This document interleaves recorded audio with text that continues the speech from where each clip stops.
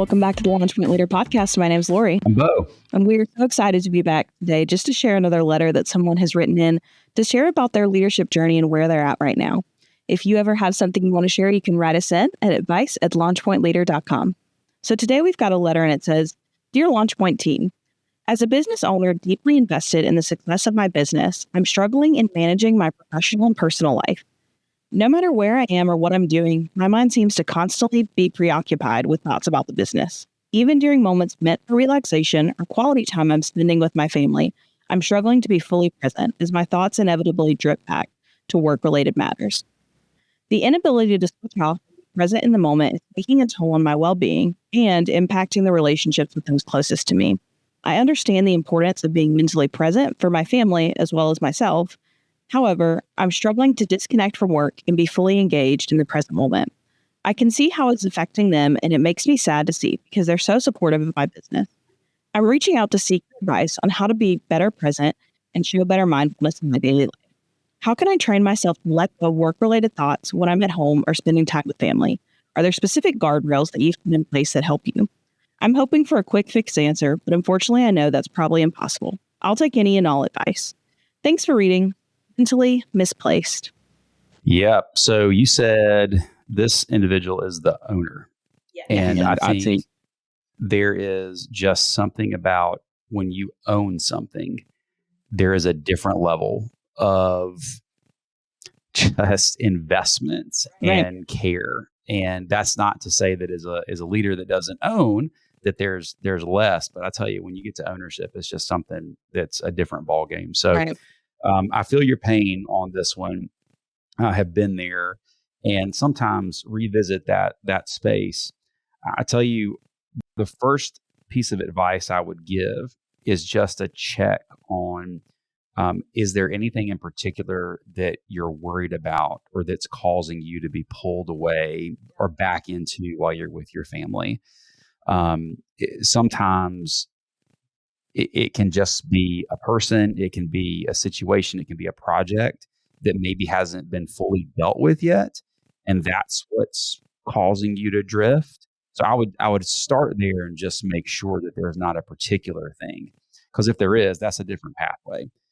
If there's not, and it's just a general, I just hear so much. I would just say it's like being present is like a muscle. And it's going to take some work.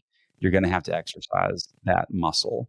And so this individual mentioned guardrails, some things that I've had to do because I've been in this place. I remember the last time my wife looked at me and she said, you're not even here. Like if you're not even here, so just go. Because you being here is like you're not here already. So and I remember exactly where I was standing in our house and I went, oh, boy, that hits. Yeah, I thought I was managing. So some guardrails I've put in place. One is I don't always have my phone on me. I don't always have technology on me when I am in family time. Tough. It is tough because we can be so connected today that we never get the opportunity to breathe. And that's not how traditionally successful companies have been built, in my opinion. I don't think you can micromanage everything and be on all the time and still have a family. You can't. So I've disconnected with my phone. I put it in a particular place. I take my Apple Watch off and I put it in a particular place. And I go and I check it like once a night or every couple of hours.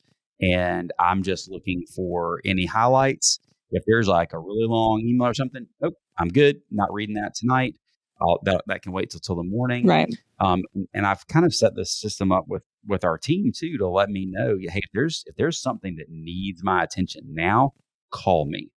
And if you can't get me, call my wife because she's going to be with me wherever I am with the family. So that's helped some. So that way I'm not always, every time the phone dings or rings, I'm not, right there for it. And that kind of helps with those, with being a little bit more present with the family. Yeah. And then I think like being fully present at work when you're there is going to help you be fully present with your family. So If you're fully present at work and you're truly taking care of everything that you need to take care of while you're in the office or on the work site, then there's a higher probability that you won't have these leftover um, feelings, thoughts, and needs once you get on the family side of things. Yeah. And I think so often that's really what draws us back in, is that we haven't fully taken care of what we need to take care of. And so therefore we're kind of living halfway in both of these worlds, this work world and this Never fully in either. yeah, exactly. But I think it just takes discipline. I mean, you said like, man, looking for a quick fix. So there's an example of the phone. That's an opportunity. Sure. I think another thing that I've had to learn is if you're not there, it probably won't go as well as it would if you are there. True. So what are you going to do about it? Make sure that you're preparing your team for you to not be there. But at the end of the day, I mean, you can't control everything. Part of being a great leader, in my opinion, is allowing people to fail or allowing people to not do it as well as what it would have been if you were there, and being okay with that. Not failure to the point of destruction, right? But failure. Hey, if it didn't go well today and I wasn't there, okay, great. Man, that stinks. So when I'm there tomorrow, that's what I'm addressing. And I'm going to the root cause of why that happened or why we didn't achieve or whatever. And that's my work for that day. And then when I leave, I know I put my work in to address what happened. And then I'm going to come back the next day and kind of do it over and do over it again. and over again, and see any patterns with people, with processes, and go and help my people understand it's okay to not get it right every time. But even if I'm here or not, I'm going to follow back up with you. And I think as you grow in leadership, people really appreciate your calm sense of, hey, I know it didn't go well. Let's talk about why, and let's talk about what we're going to do differently next time. They appreciate that versus texting, calling, always worrying, micromanaging while you're not there. Right. That's good. And that really leads into my question. You talked about not only being fully present at home, but being present at work. And what does it look like to be fully present at work? And so a little bit of that, you're always thinking of, here's what didn't go right the previous night, the previous day when you were out, whatever. And I'm addressing it with this person in a calm way, in a good manner. But how else can you be fully present at work and make sure you're living that out? Yeah, I think we've talked about this a little bit in the past. It's avoiding getting sucked into the daily whirlwind of work every day and feeling like, man, I've worked a lot, but I've accomplished nothing. You've maintained. You're going to have to do the work of a leader, which is step back, look at the business. Where are the gaps? Where are we winning? What's my plan to help us get to where we need to be more consistently? And then that's what I work on as the leader. I've got to be fully engaged and present in that, not fully engaged and present in the whirlwind that other people are doing. Just because it's important to somebody else doesn't mean it's urgent and important to me. So don't let it be.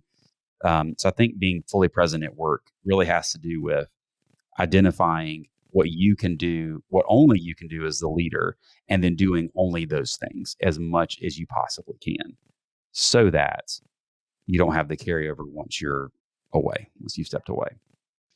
And that's good. So, as we look through and kind of break that back down, we go figure out what are those maybe triggers for you that mentally are pulling you away. Technology is probably a very common one for people because you always know how your business is doing. It's not like you have to go back physically there to check back in. There's so many ways you can pull data and have text and emails always coming at you. I'll stop you right there because I just thought of something too, just maybe a practical application for this individual it's not just putting the phone down and putting the computer away. There was a time, I mean, our businesses have multiple ways. They've got apps, they've got these surveys that come through and all those. And there was a time in my career where I got every single one of those sent to me.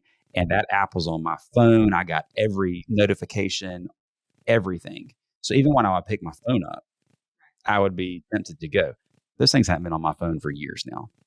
And when I tell people that do what I do, they're like, what? How do you keep up? Well, we have other processes and systems. So it's okay. And it's very freeing, actually. So from somebody that never thought I could do that, it's incredibly freeing, and the business will be okay if you're not connected to every single piece of technology all the time. Yeah, you can't, just like you can't micromanage in the moment. You can't, as the big leader, sometimes know every single thing. Or if you're in a business that requires a lot of feedback from people, you can't know every single piece of feedback all the time. You've got to have the systems under you that are managing those. But sometimes as the owner, as it seems that you are, um, it's okay to not know every single thing and that can help you fully detach, is letting go of some of that. You said it was freeing. It was probably intimidating at first, maybe even just saying like, I'm going to try it for 2 weeks and see how it goes. But even letting go of something like that, giving that responsibility to somebody else, because in our business, we have structures and systems and people that deal with all of those things. It gives them the opportunity to learn, grow, handle it, and to do it in a structured, planful manner, not just in an off the cuff, this just came through, what is going on kind of thing. Yeah, right. Because you can't just ignore it. It's not going to go away. But delegating that out to someone else and having that part maintained where you can check back in and get the highlights from them. Bingo. But seeing that in the moment, or tempted to That's in the exactly moment. Right. Yeah. So figuring out your personal, you asked for guardrails in place. I think it's figuring out what are those things for you that can cause you to feel out of the moment, setting rules in place for yourself, and then letting your team know those rules.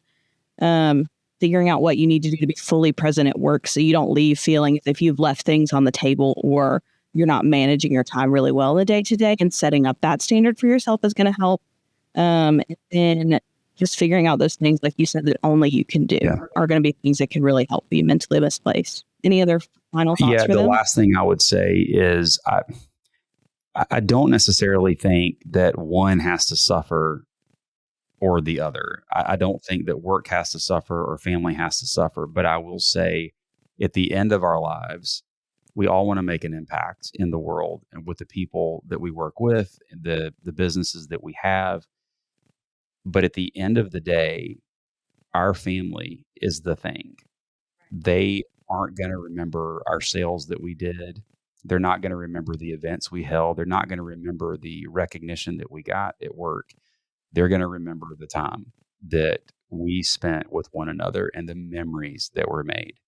And that is why it's so important to really flex the muscle on this. Because if you don't, the only people that are going to truly be hurt is your family. And I know that's why we wrote in, but at the end of the day, the family is more important than the business. And I think we have to sometimes remind ourselves of that. I think we know that, but do our actions show it? Yeah, that's very true and very powerful. And I think it can really help put yourself into perspective, because in the moment it can be hard. But when you zoom out and look at the big picture, of course, that's going to be your priority. That's why you're writing this in. So I think that's a really important thing to remind yourself, and why it's important to set these in place.